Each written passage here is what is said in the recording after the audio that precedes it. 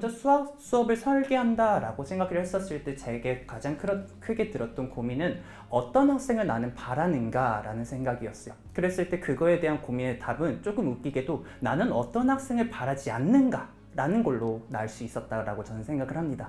그래서 저는 제가 제일 꼴보기 싫은 그런 답을 이렇게 가져와 봤어요. 제가 이거 일단 농담입니다, 선생님들. 네. 그래서 꼴보기 싫은 답을 가져왔는데 어떤 답이냐면 저기 문제에서 풀으라. 평행사변형인 걸 고르라. 그리고 나서 그거의 이유를 얘기하라 라고 얘기하고 있어요. 근데 지금 오른쪽에 있는 친구들은 답만 딱딱 적어 놓고 있죠. 그러니까 이유를 쓰라 라고 이야기를 하고 있는데 아무것도 이야기하지 않는 거예요.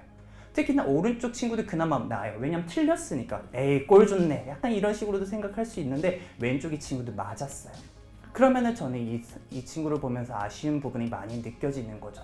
왜냐면 단순히 문제의 지문에 따라서 제대로 이해하지 않는 것도 있지만 이 친구의 생각을 들여보았었을 때 과연 이 친구는 수학 문제를 풀면서 생각이란 걸 하고 있는 건가? 라는 의심. 이건 그런 의미가 아닙니다. 정말로 생각이란 걸 하고 있는 건가? 라는 생각이 드는 거예요.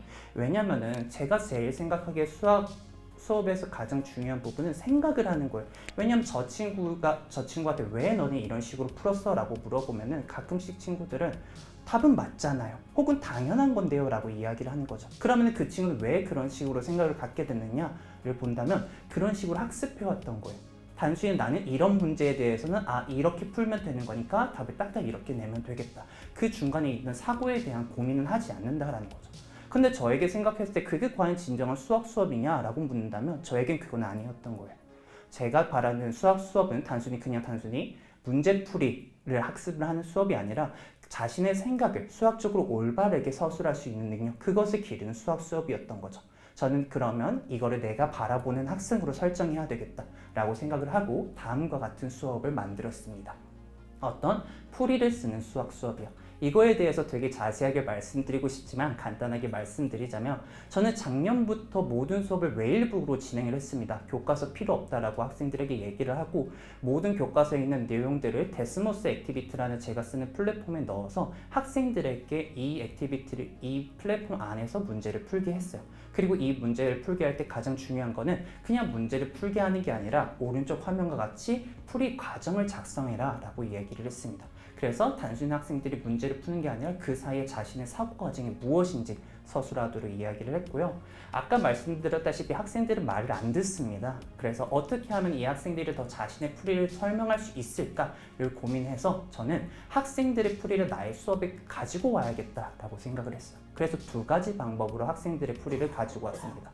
첫 번째 방법은 학생들의 풀이를 비교하는 거예요. 어떻게? 선생님들 딱 보시면 아시겠지만 어떤 풀이가 더 우수한 풀이인지라는 것은 이 문제가 어떤 문제인지 모르더라도 직관적으로 느껴지시잖아요. 그럼 저는 이 학생들의 풀이 4개를 비교하는 거예요. 저는 1, 2, 3, 4라고 했었을 때 그 순서대로 학생들에게 풀이를 보여줬습니다. 그러면 제가 풀이를 제시하는 게 아니라 학생들의 풀이를 수업에 가져오는 거다 보니까 학생들은 내 풀이에서 어떤 논리 과정이 부족했었지? 그리고 그 논리 과정을 어떤 친구의 풀이를 가지고 해서 알 수 있을까? 를 학습할 수 있었다라고 저는 생각합니다. 그 다음에 하는 방법은 오류를 수정하는 방법입니다. 학생들이 풀이가 다 완벽하지는 않습니다. 그래서 학생들의 풀이를 가져와서 그 학생들이 구체적으로 어떤 오류가 있는지 선생님이 피드백을 수업 내에서 선생님이 피드백을 주는 거예요. 네, 이거는 웃으시는 선생님이 지금 계시는데 제가 웃음 포인트로 하나 갖고 왔습니다. 다음 주어져 있는 삼각형 마름 모임을 설명하라 라고 하는데 합동인 삼각형을 잘 찾았는데 마름모를 설명하는 거 못 찾았어요. 뭐 어쩌고 저쩌고 근데 뒷구르기만 하면서 봐도 마름모 같으니까 마름모입니다 라고 이야기를 하는 거죠. 자, 근데 저한테는 이것도 되게 유의미한 포인트였어요. 왜냐면 이 친구는 합동인 건 아는데 왜 마름모인지를 설명을 못하는 거예요. 그래서 저는 오른쪽에 있는 친구를 가지고 왔습니다. 이 친구는 합동을 잘 찾았어요. 그리고 그 이유도 합동이니까 내변의 길이 같아서 마름모입니다 라고 설명하는 거죠.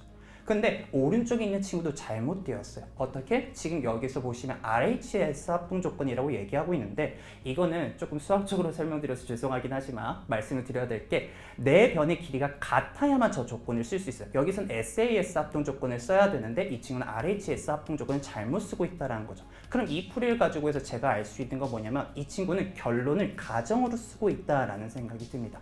그래서 너는 이런 실수를 하고 있다. 그래서 이런 건 고쳐라 라고 이야기를 하는 거죠. 이런 식으로 학생들의 풀이를 가져와서 오류를 수정하는 걸로 학생들이 자신의 생각을 드러내고 좀 더 발전시키는 수학 수업을 구상하고 있었습니다.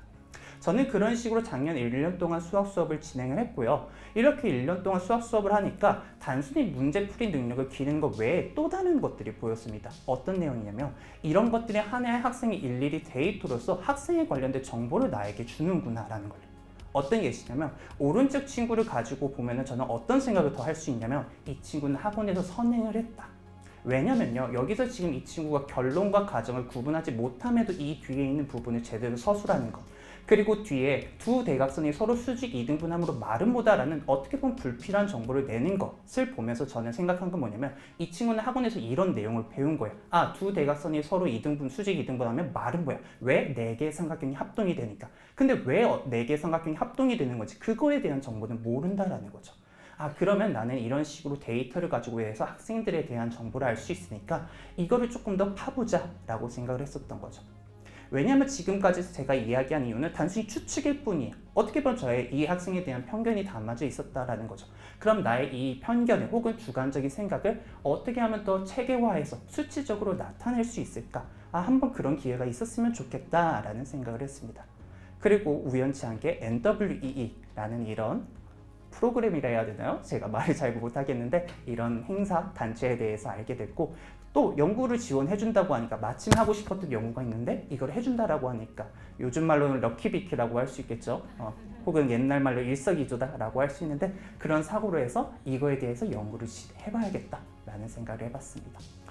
되게 이 정보를 가지고 해서 다양한 것들을 볼 수 있겠지만 제가 이번에 집중하고 싶었던 거는 학생의 수학적 서술 능력입니다.